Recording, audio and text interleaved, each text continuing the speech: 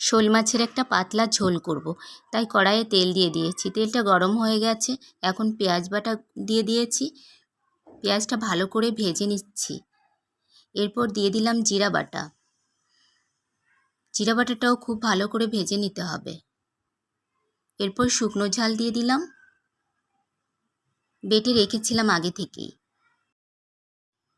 এরপর পরিমাণ মতো লবণ দিয়ে দিলাম।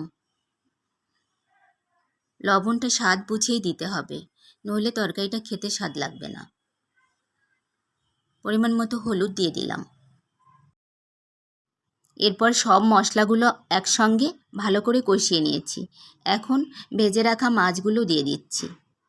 এবার মশলা আর মাছগুলোকে একসঙ্গে খুব ভালো করে কষিয়ে নিব। এই কষানোটা ভালো হলে মাছের তরকারিটা খেতে খুব সুস্বাদু হবে। এবার লেগে না যায় তার জন্য জল দিয়ে দিলাম। আবারও কিছুক্ষণ কষিয়ে নিব। এভাবে খুব ভালো করে কষিয়ে নিতে হবে,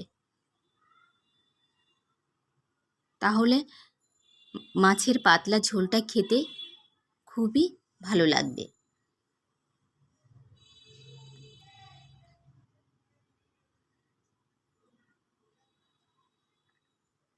এখন পরিমাণ মতো জল দিয়ে দিলাম। এবার ৬-৭ মিনিট ঢাকনা দিয়ে রেখে দিচ্ছি। ফিরে এলাম ৬-৭ মিনিট পর। এই তো তরকারিটা প্রায় হয়ে এসেছে।